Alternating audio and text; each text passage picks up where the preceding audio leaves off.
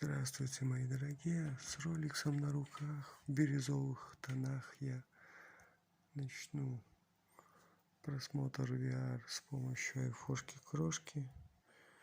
И у нас сегодня Zero день VR. Вот такой интересный фильм сейчас будем смотреть. Но я могу поделиться только озвучкой этого фильма, не более.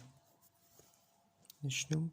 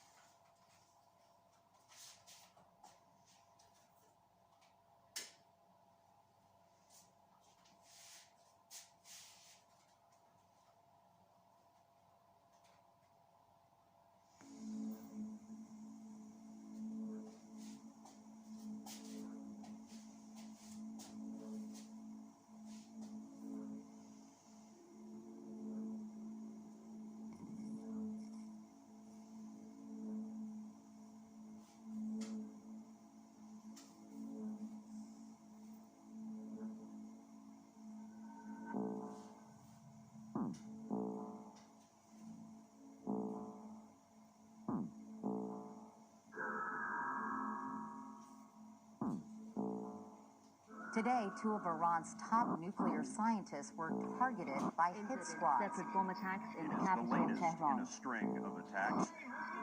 Iran immediately accused the U.S. and Israel of trying to damage its nuclear program. I want to categorically deny any United States involvement in any kind of act of Iran's violence infrastructure inside is being Iran. targeted by a new and dangerously powerful cyber war. So-called Stuxnet worm is specifically designed, it seems, to infiltrate and sabotage real-world power plants and factories and refineries. No one knows who's behind the worm and the exact nature of its mission, but there are fears Iran will hold Israel or America responsible. It's not impossible that some group of hackers did it, but the security experts that are studying this really think this required the resources of a nation state.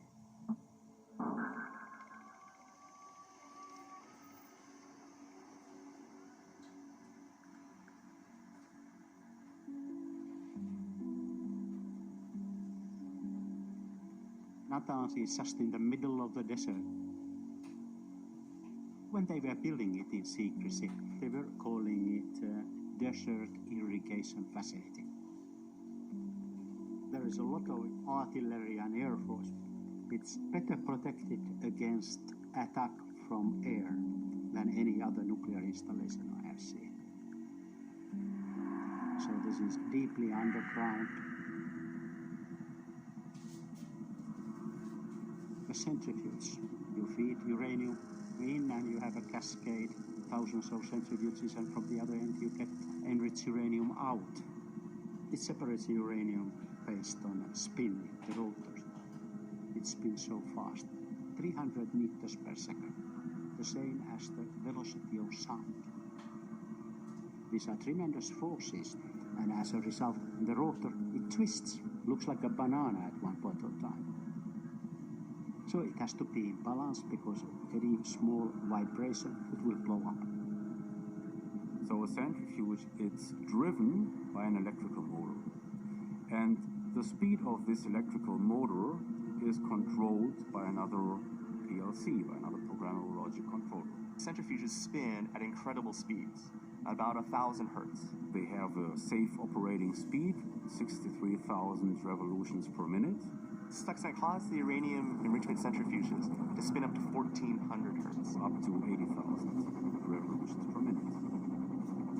What would happen was those centrifuges would go through what's called a resonance frequency. It would go through a frequency at which the metal would basically vibrate uncontrollably and essentially shatter. And then the second attack they attempted was they actually tried to lower it to 2 hertz. They were slowed down to almost standstill. And at 2 hertz, sort of an opposite effect occurs.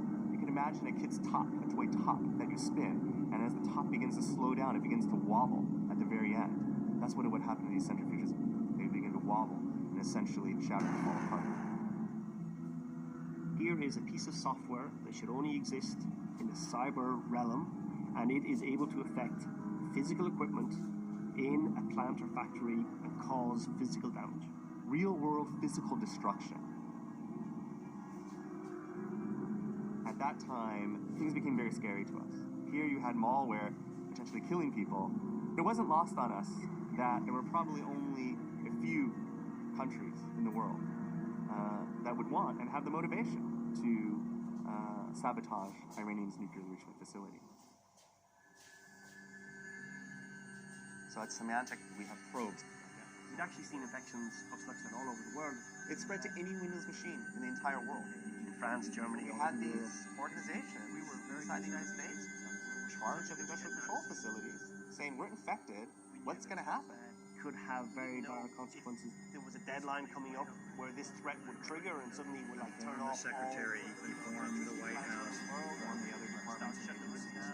wake up the world and figure out what's going on. We're going to create something new, something evolved, that's going to be far, far, far more aggressive.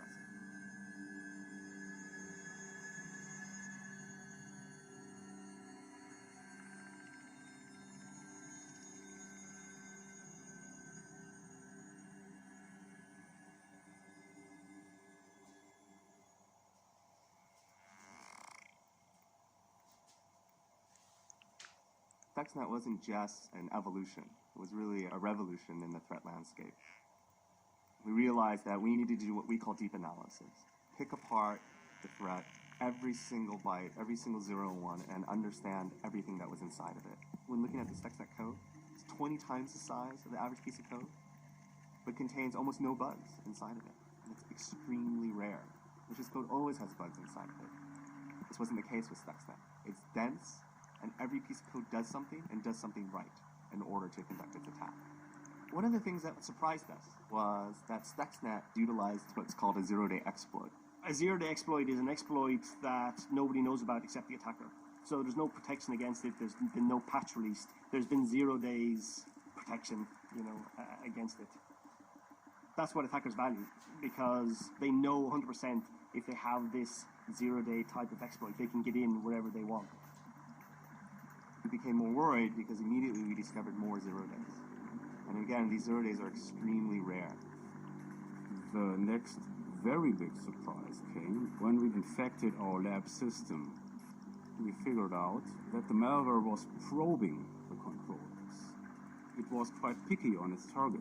It didn't try to manipulate any given controller in a network that it would see. It went through several checks, and when those checks failed, it would not implement the attack. It was obviously probing for a specific target. It was doing something with Siemens software, possibly Siemens hardware. Stuxnet was targeting a very specific hardware device, something called a PLC, or a programmable logic controller. The PLC is kind of a very small computer attached to physical equipment like pumps, like valves, like motors. What it was doing was replacing the code that's normally on that programmable logic controller with its own code. Those programmable logic controllers control things like power plants, power grids. This is used in factories, it's used in critical infrastructure. So the payload of Stuxnet was designed to attack some very important part of our world. Moving forward in my analysis of the code, the was absolutely clear that this piece of code was attacking an array with 6 different groups of, let's just say, thingies, physical objects, and in those 6 groups there were 164 elements. We then were able to establish a very good match between the attack code and the configuration of Natan's language class. There were these 6 groups of centrifuges, and each group had 164 entries. And guess what? That was a perfect match to what we saw in the attack code. They built in all the code and all the logic into the threat to be able to operate all by itself.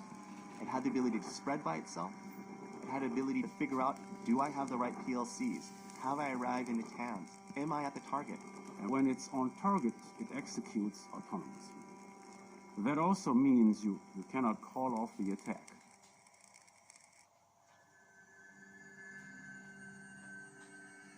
Was the U.S. involved in any way in the development of Stuxnet? Reports of cyber attacks on the Iranian nuclear programs that you ordered. Stuxnet virus. Well, first of all, I'm not going to comment on the details I can't of talk about Stuxnet. I what can't are supposed to even talk be about the operation of classified Iran Central. items. Since I've been in office, my attitude has been zero Sir, I'm not tolerance asking you if for you these think kinds another of country was leaks. involved. I'm asking you if the And U.S. was. This is we not have something mechanisms that in we're able to place answer at this point. where if we can root out folks who have leaked, they will suffer consequences.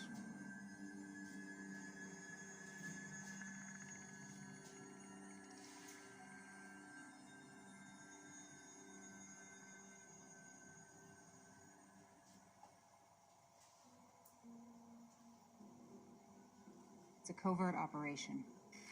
Maybe you don't know as much as you think you know. Look, this is not a Snowden kind of thing.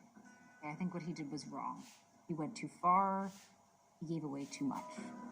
Unlike Snowden, who was a contractor, I was in NSA.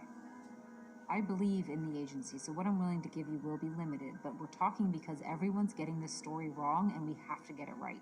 We have to understand these new weapons. The stakes are too high. We did Stuxnet. It's a fact. You know, we came so fucking close to disaster, and we're still on the edge. It was a huge, multinational, interagency operation. In the US, it was CIA, NSA in the military, Cyber Command. From Britain, we used Iran Intel out of GCHQ, but the main partner was Israel. Over there, Mossad ran the show, and the technical work was done by Unit 8200. Israel is really the key to the story.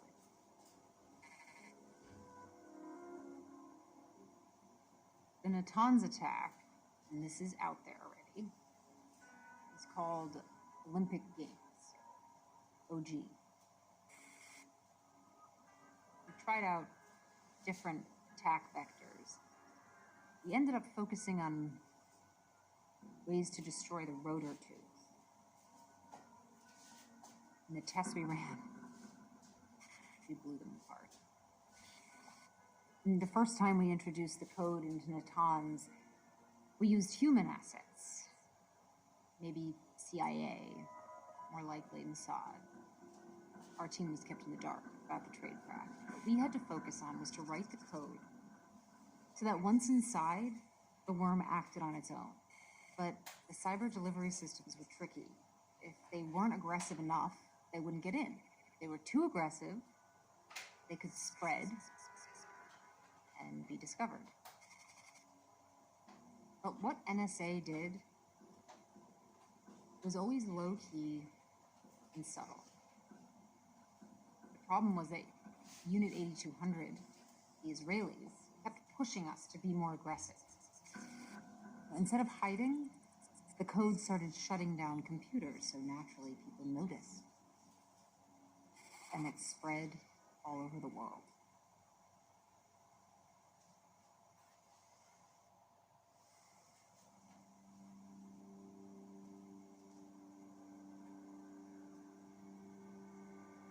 Iran's nuclear ambitions must be stopped. They have to be stopped. We all have to stop. States like these Now, that's and their the terrorist one allies message I have for you today. constitute Thank you. an axis of evil, کار بدی arming to کردن threaten the غلطی peace کردن of the اما world. خوشبختانه متخصصین By ما اون رو seeking کشف release کردن cyber و attacks were what امروز encouraged دیگه them to قادر plan to نیستن. set up a cyber army. The most extensive attack on American banks ever, launched from the Middle East, According to the happening right officials, now. Iran is the first country ever in the Middle East to actually be engaged in a cyber war with the United States and Israel.